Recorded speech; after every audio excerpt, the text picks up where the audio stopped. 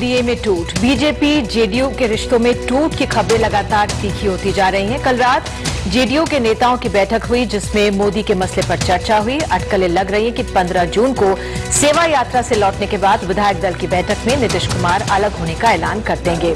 आज पार्टी के वरिष्ठ नेता शिवानंद तिवारी ने कहा कि लौह पुरुष सरदार पटेल होते तो मोदी को 2002 के बाद तुरंत राजनीति से बाहर कर देते। एक मंत्री ने कहा, बीजेपी को गठबंधन की चिंता ही नहीं है, एक दागी को कमान सौंपी है, हमें मजबूर होकर कोई कदम उठाना पड़ेगा। हालांकि शरद यादव ने बयानबाजी को संभालकर कहा कि पार्टी जल्द ही इस पर फैसला करेगी, फिलहाल गठबंधन बना हुआ है। बीजेपी ने भी प्रेस कॉन्फ्रेंस कर कहा कि बीजेपी चाहती है कि गठबंधन बना रहे। लालकृष्ण आडवाणी ने नीतीश कुमार और शरद यादव से फोन पर बात कर साथ चुनाव लड़ने को कहा, लेकिन स्थानीय नेताओं के बयानों से अलग होने की छटपटाहट दिख रही है। तो जेडीयू तीसरे मोर्चे की तरफ बढ़ेगा या फिर कांग्रेस की तरफ, जो उसे एक बड़े आर्थिक पैकेज से लुभा चुका है। यूपी एक बड़ा राज्य है। राज्य में जहां आज मोदी के सिपह सालार अमित शाह पहुंच गए। 2009 में 80 लोकसभा सीटों में से बीजेपी को सिर्फ 10 ही यहां पर मिली थी। यहां बीजेपी को जड़ से खड़ा करना है तो सपा और बसपा को भी समझना है। मायावती बीजेपी के साथ सरकार चला चुकी है, लेकिन मुलायम सिंह यादव ने तीसरे मोर्चे को बढ़ावा दिया है। उधर आज दिल्ली में बीजू जनता दल ने स्वाभिमान रैली की, जिसमें वो केंद्र से उड़ीसा के लिए स्पेशल स्टेटस की मांग कर रहे हैं। एक समय एनडीए के साथ ही रहे, मोदी के कारण अलग हुई बीजेडी अब तीसरे मोर्चे की वकालत कर रही है। दूसरी तरफ खास ये भी है कि ममता बनर्जी, नीतीश कुमार और नवीन पटनायक से उन्होंने आज फोन पर बात की और जेडीयू के महासचिव केसी त्यागी उनसे आज मिलने कोलकाता में पहुंचे हैं। तो हमारे सामने बड़ी खबर में सवाल है, क्या जेडीयू और बीजेडी अलग होने जा रहे हैं? एक और सवाल, जेडीयू तीसरे मोर्चे की तरफ बढ़ेगी या फिर कांग्रेस की तरफ? और आखिर में सवाल, एनडीए मजबूत होगा या बनेगा फेडरल फ्रंट या तीसरा मोर्चा? तो आइए सबसे पहले अब इस समय जो विधानसभा की स्थिति है उस पर हम नजर डाल लेते हैं। बिहार में किस तरह की स्थिति है, तो यहाँ पे आप देख सकते हैं कि 243 सीटें हैं कुल। बिहार में विधानसभा कुल सीटें 243 हैं। बहुमत के लिए 122 सीटें जरूरी हैं। ये फिलहाल इस समय की स्थिति में आपको दिखा रहे हैं। जेडीयू के पास 118 सीटें हैं, विधायक हैं। बीजेपी के पास 91, आरजेडी के पास 22, एलजेपी के पास 1, कांग्रेस के पास 4, काफी महत्वपूर्ण है। सीपीआई के पास 1 और निर्दलीय 6। अगर बीजेपी से अलग होती है जेडीयू से सिर्फ 4 सीटों की जरूरत होगी। चाहे तो वो निर्दलियों से ले सकती है, जिस तरह से देख सकते हैं हम 4 सीटें।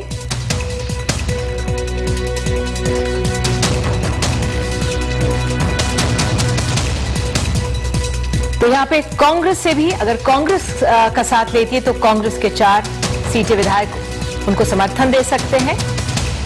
या एक और हम तस्वीर दिखाते हैं कि अगर जो निर्दलीय हैं वो 6 है निर्दलीय, 4 को भी नीतीश कुमार अपने साथ लेकर अपनी बहुमत, तो जेडीयू के लिए चिंता की कोई बात नहीं है। तो आइए अब सुनते हैं कुछ बयानात जो आज इस राज्य से निकल कर आए।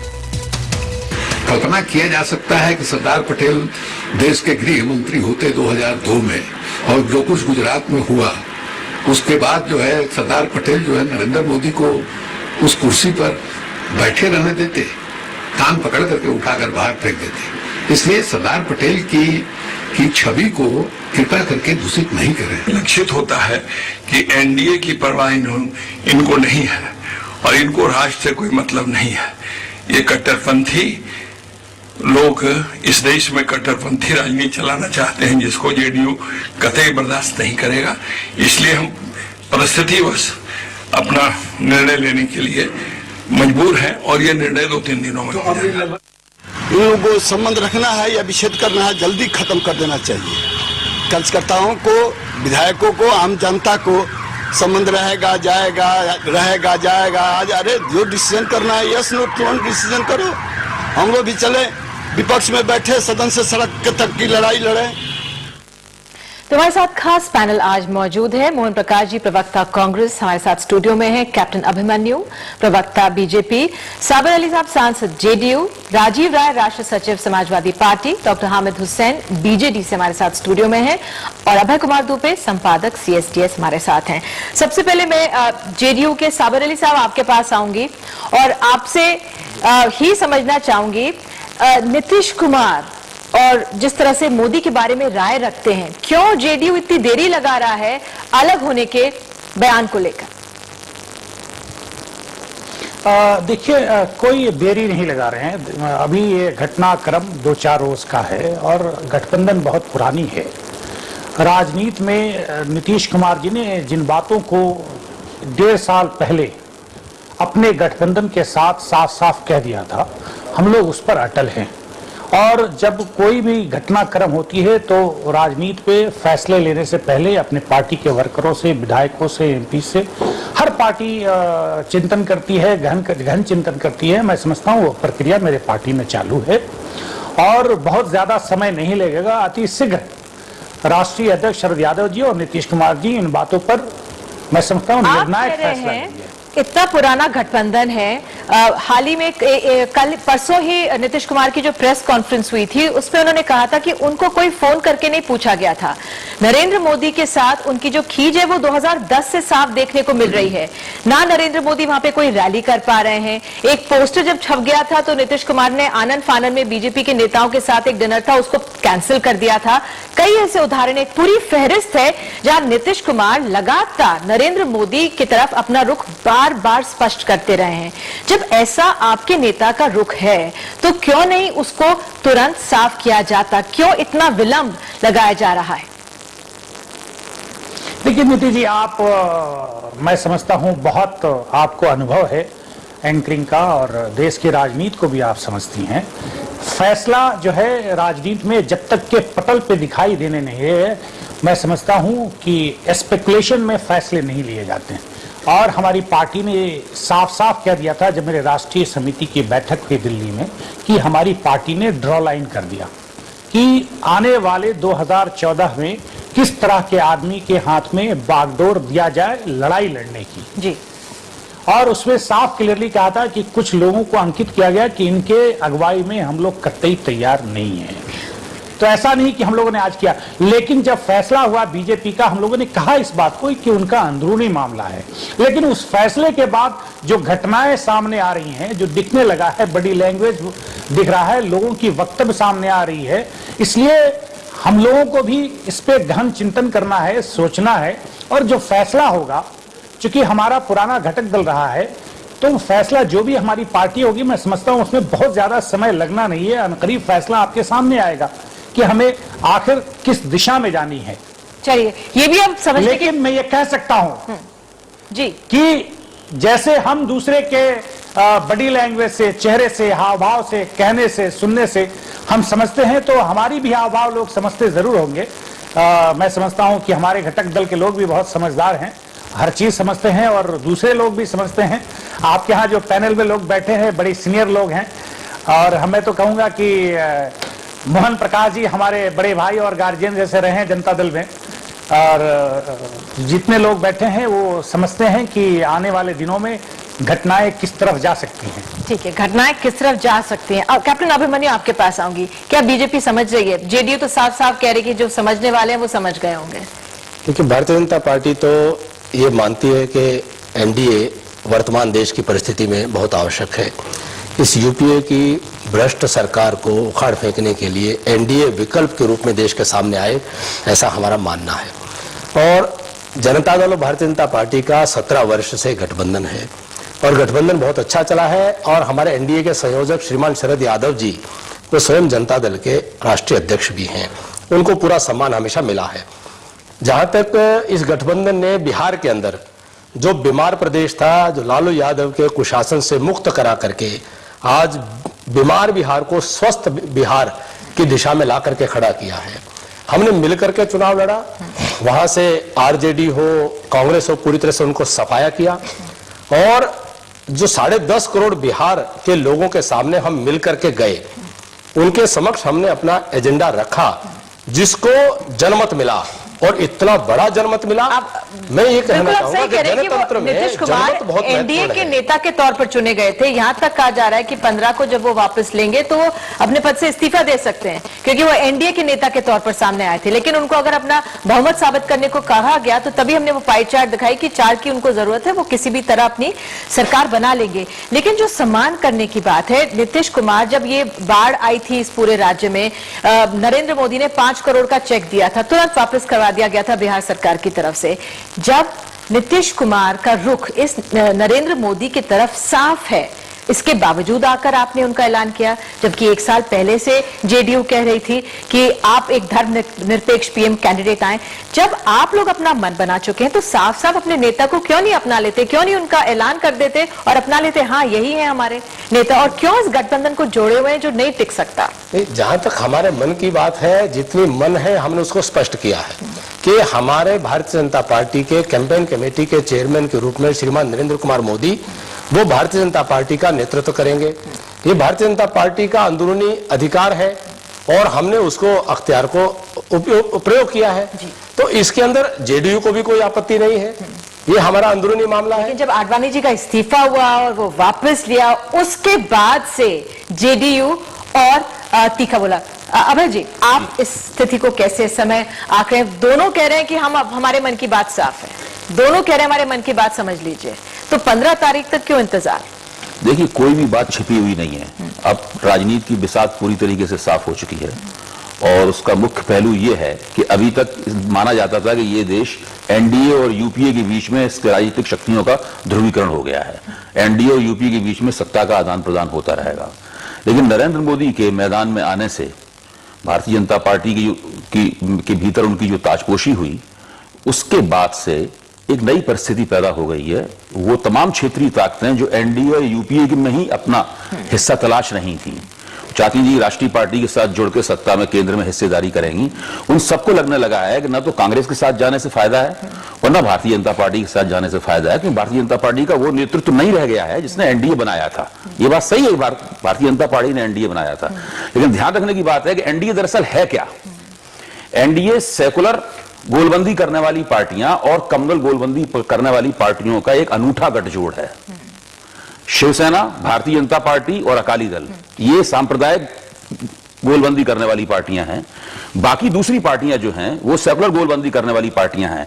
अगर सेकुलर गोलबंदी करने वाली पार्टियां उसमें से निकल जाएंगी तो एनडीए नहीं रह जाएगा, भले ही नाम के लिए कहा जाता रहे कि ये 3 पार्टियां जो हैं वो राष्ट्रीय जनतांत्रिक गठजोड़ हैं।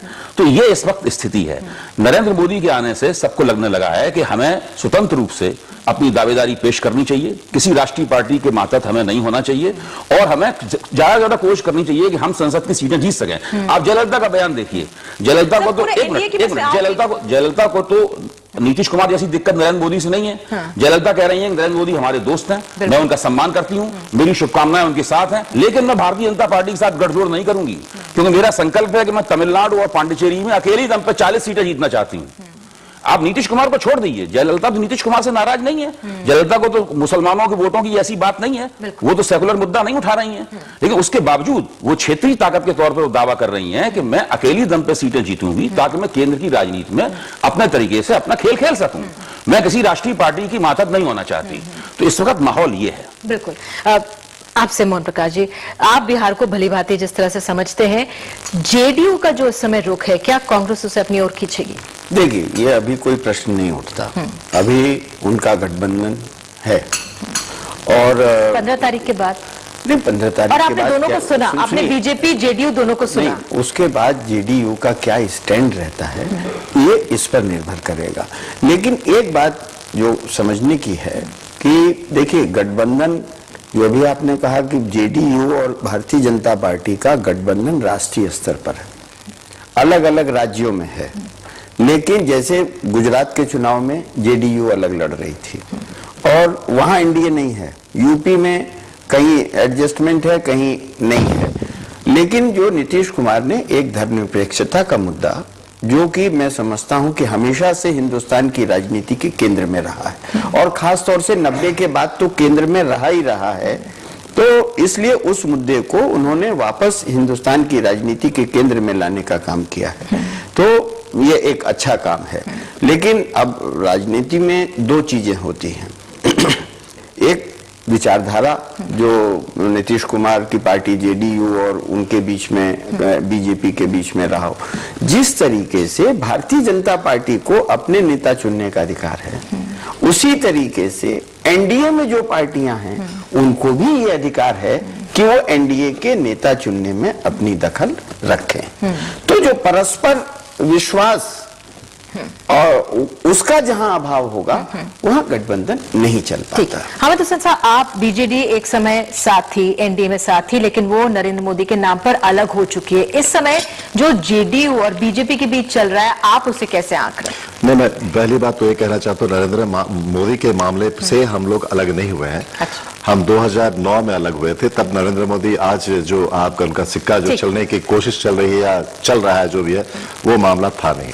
मैं दो बातें कहना चाहता हूँ। देखिए, आज परिप्रेक्ष्य में हम 2009 में हमको उनसे अलग हो गए और अकेले इलेक्शन लड़े और 104 सीटें हम जीते। आज 108 एमएलए बीजेडी के हैं। BJD is in dominant position, और सिर्फ इसलिए कि नवीन पटनायक का परफॉर्मेंस बहुत अच्छा रहा है, नॉन कंट्रोवर्शियल रहे हैं, स्वच्छ राजनीति करते हैं और विकास की राजनीति करते हैं। वो आप प्लानिंग कमीशन ने भी एक्सेप्ट किया है कि हमारा ग्रोथ रेट है वो 8.5% से ऊपर है, जबकि भारत का ग्रोथ रेट आज 5% है।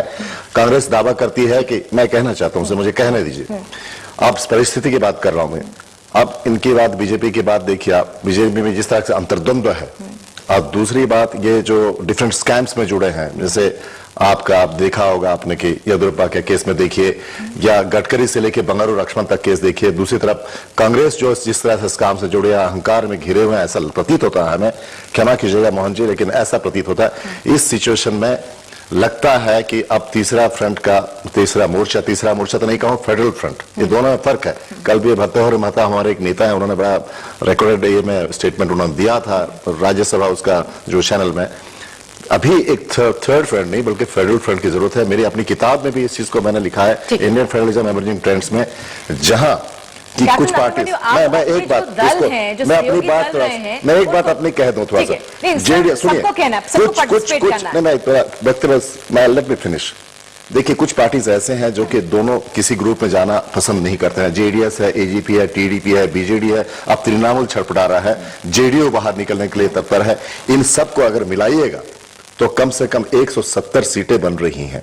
प्लस आपको कम्युनिस्ट को लीजिएगा तो 50 सीटें, करीब 40-50 सीटें। तृणमूल अगर साथ होगी और साथ में कम्युनिस्ट भी आ जाएंगे, आप कह रहे हैं? नहीं, सुनिए इधर, बिकॉज ममता बनर्जी तो आगे बढ़ा रही है। आज ममता बनर्जी ने बात की है, नीतीश कुमार से उन्होंने बात की है, नवीन पटनायक से उन्होंने बात की है, नीतीश कुमार के केसी त्यागी उनसे मिलने पहुंचे हैं। तो जब अपना आकलन बना रहे हैं तो वो भी हमारा दर्शक समझे। प्लस माइनस कीजिए, आप तृणमूल या इसको ले लीजिए, आप चले लेफ्ट फ्रंट को ले लीजिए या तृणमूल को ले लीजिए, रिजल्टेंट इफेक्ट बहुत ज्यादा। अभी से आप हटा रहे किसी को?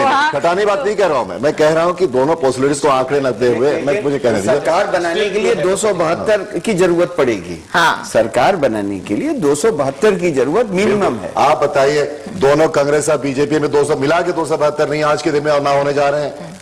मेरा कहना का मतलब है कि आप रीजनल पार्टीज का एस्पिरेशन, आप दूसरे स्टेट्स को आप नेग्लेक्ट करते चले जा रहे हैं। दोनों पार्टीज कर रही हैं। आज एक रीजनल एस्पिरेशन, सुनिए, हमारी कठिनाई अलग है।